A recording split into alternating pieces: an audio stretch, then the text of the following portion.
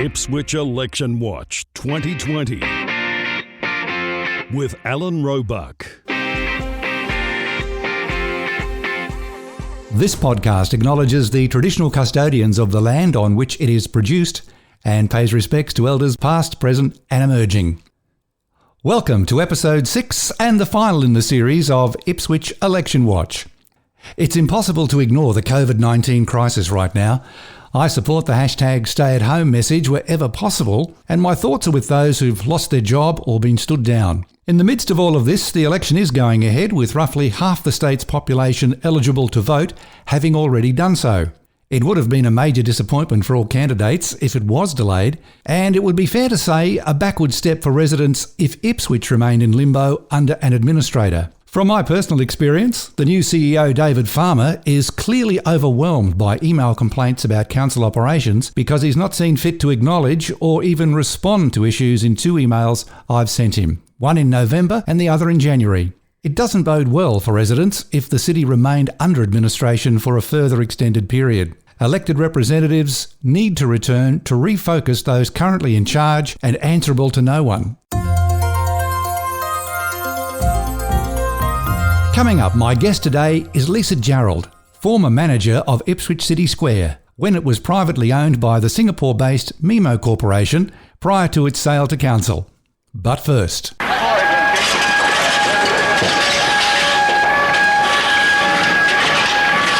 This is the sound of Reids department store being destroyed by fire in the early hours of August 17, 1985.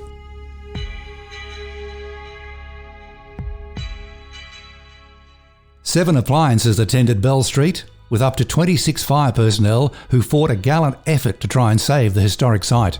However, given the age and extensive use of timber throughout, it was a lost cause. Firefighters did save adjoining properties, but not Reids itself. The fire was partly fuelled by an estimated 20 to 30 tonnes of paint in the old hardware section. By dawn, it was a scene of utter devastation along one side of Bell Street, from Brisbane Street to almost the rail line. Building debris made up mainly of bricks and glass fell across the entire width of Bell Street. Heavy machinery was brought in to clear the street once it was deemed safe. The fire destroyed the heart of Ipswich CBD, or at the very least, left it mortally wounded. Eyewitnesses in buildings opposite described what they saw in the early hours. Well, my wife woke me up about 1 o'clock or a little before, and I opened the window and looked out, and she was just starting to come out of 2 windows up the top there.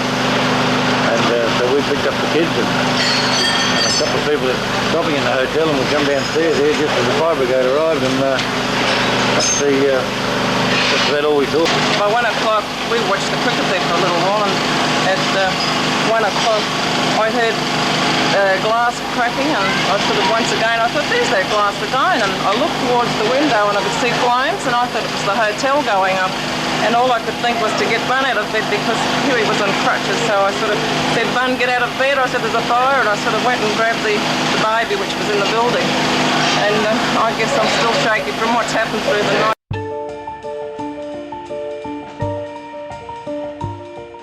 The clean-up continued well into the day, removing building rubble and broken glass from the street. The peak of the fire on the Brisbane Street corner was marked by the post office clock, which stopped at roughly 2:43 a.m, with the north-facing clock face melted by the extreme heat. Reids in a former life was Crib and Foot, an Ipswich institution which began trading as a partnership in 1854, after Benjamin Cribb started his London store in 1849. It was part of Ipswich's history for 128 years. Reids acquired Crib and Foot in 1972 but didn't rename the store to Reids until 1977. Following the 1985 fire, a revitalised CBD would include the creation of a new mall in Nicholas Street and the building of a shiny new shopping centre by Kern Corporation, infamous at the time for knocking down historic precincts across Queensland. The first stage opening in 1987 of the misnamed Ipswich City Square was greeted with great fanfare. Another Queensland retailing icon, McDonnell & East, was the major tenant, but sadly closed only 6 years later. 1987 Queensland Cabinet papers revealed the state government facilitated negotiations and entered into a cost-sharing arrangement to see that the mall was constructed.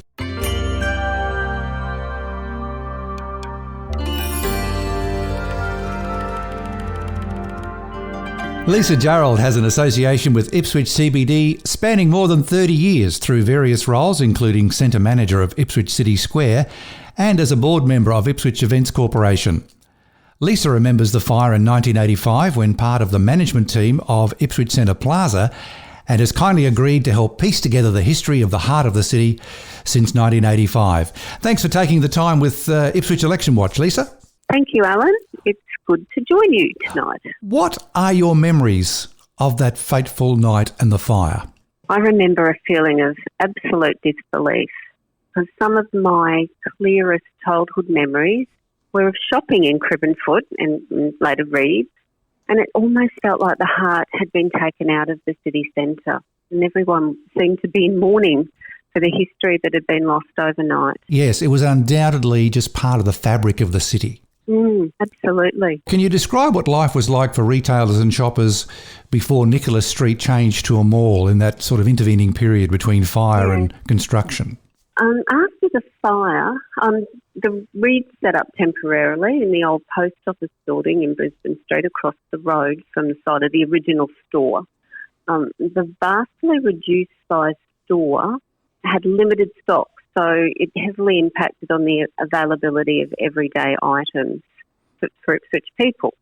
So the CBD did become very quiet, and train rides to Indooroopilly to go to the shopping town became a part of everyday life, especially when their 8-screen cinemas opened in, I think it was 1987. So over the 2 years following the fire, the old Cribbenfoot site became amalgamated and then Kern commenced the construction of the new centre. So we had a combination of shopping habits changing, people enjoying the train trip to Indooroopilly, and a big gap where there was nothing really there. That's right. So along came Kern Corporation. Now, is it true that Kern was kind of welcomed to the city as almost a white knight to save the CBD? Absolutely. I remember visiting the centre on the very first day it opened, and all the shoppers looked like they had got out their Sunday best clothes to go shopping.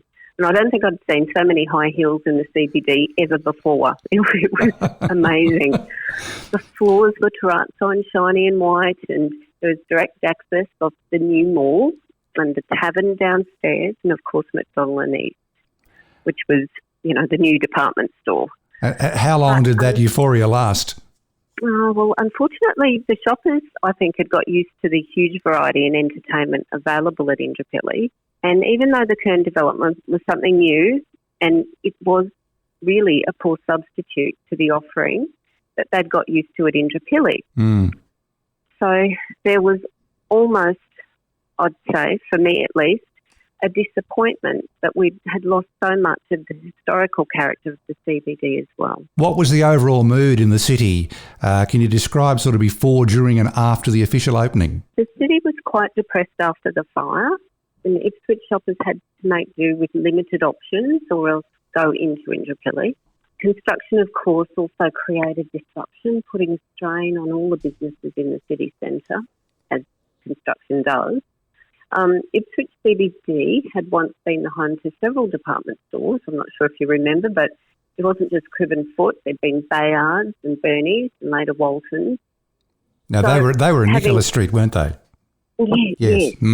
So obviously, having been a city centre that had a lot of choice, shoppers just had to go elsewhere to meet their needs. So alternative shopping habits had been formed in that period after the fire. And hard to break those habits. That's right, because it was for a number of years that they were having to go elsewhere. At what point, Lisa, did you get involved in Ipswich City Square, and what were you asked to do? I had involvement from the time the receivers were appointed to the property after the Kern collapse. But the property was soon sold to Memo Corporation, and the company I worked for at the time continued with the management of the property. Can you roughly give me a timeline from Kern to receivership to Memo Corporation? Kern went into receivership in September 1991, and the property wasn't on the market for that long before Memo Corporation purchased the property. I can't remember an exact date, but it wasn't on the market for long. That's a good thing that it wasn't in receivership for a long period of time. What was the mix of retailers in the 90s, and can you recall any success and failures? Yeah, the centre struggled for many years. The McDonald and East store unfortunately failed by 1993, leaving a vast gap in the retail offering for Ipswich residents. So that space was carved up at ground level because if you recall, it was a 2-level building. So it was carved up at ground level, and eventually the upper level was converted into cinemas with a food court area. And the cinemas seemed to be well received, but the food court space was never tenanted beyond a fun parlour and coffee shop, unfortunately. There were, in the beginning, some national chains like Jeans West and Q, and for a time they had some good success, but it couldn't be sustained, unfortunately. Lisa, at what point do you think Ipswich City Square became unviable, if that's a fair enough description? Because Memo had invested significantly in hospitality, the popular bar and nightclub I think you mentioned there in the centre of the mall. It was quite a flash fit out, and then almost without warning it shut down. Look, in my opinion, and it is my opinion, Ipswich City Square never really established itself as a successful retail centre. It was always going to be a poor alternative to Indooroopilly, and it failed to attract a good chunk of key national chains, which were needed to give the property credibility and also to give other national traders confidence to commit to the property. So you did have traders like just Jeans West and Q, but there were some, but it needed more. Once McDonald and East went, it just sort of couldn't be sustained, unfortunately. We've heard stories about the family behind Memo Corporation, long established and a couple of generations running the firm. How would you describe them? Well, my dealings were mostly with Mr. Tay, who was the owner of Memo Corporation, and he was a well-respected, self-made, successful Singaporean businessman, and he owned department stores in Singapore. He absolutely loved Australia and was very proud of his investments here. He was a very humble and interesting man, and I very much enjoyed my discussions with him. It was also interesting to work for a company based in another country and from a different cultural background. And what were your highs and lows in that period? One aspect that we focused on for developing the city centre was lifestyle, and there are a lot of pluses to living in Ipswich City. And I suppose one of my highs was to be able to bring the Birchcole and Claw Cinema development into the CBD, because at that time it certainly was a highlight because it contributed to the improvement in the amenity for the city centre and provided a solid anchor to that part of the complex. It certainly did. It was incredibly frustrating to have ideas and visions for the property, but we were never able to bring a lot of them to fruition. If you had your time over again, we often reflect on our lives, what we'd do differently. What would you have done differently, or was the tide of change inevitable? I think the tide of change was inevitable. I don't think there was really much I could have done differently there. For roughly 20 years, you also volunteered as a board member for Ipswich Events Corporation. Does that mean you were there from start to finish? Almost from the beginning. I enjoyed every minute of my involvement with the Ipswich Events Corporation, being the deputy chair for most of my time on the board, alongside Chairman Paul Kasoff, who was extremely dedicated and passionate about supporting Ipswich business and the Ipswich community at large. The board were a very committed group of individuals who wanted the best for the city of Ipswich, and they sacrificed their own time and effort to help bring both business and community benefit to the CBD. I particularly love working with the top of town traders, as they were a group of fabulous traders, and I think the top of town is an absolute treasure to the city of Ipswich. It's well known Ipswich Events relied heavily on council funding, but it was also able to attract significant private sponsorship. How would you describe the contribution Ipswich Events has made to the social fabric of the city?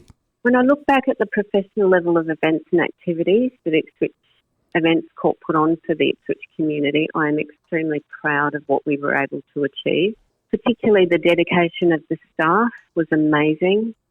So events such as the Gal opening, the annual Christmas carols and parades, the festival fireworks, the festival parade, Top of Town Street party, honk, etc., etc. There's so many highlights, and exceptional people like Terry Hadnut, Luana Moxham, Patrick Burns, Joanna Hadnut. All of them were fabulous people with great ideas, you know, a great, great team to work with. And the key, I think, was engaging the community and getting strong community involvement in everything we did. And because, you know, there's such a lot of love for the city and lots of amazing people that want to contribute.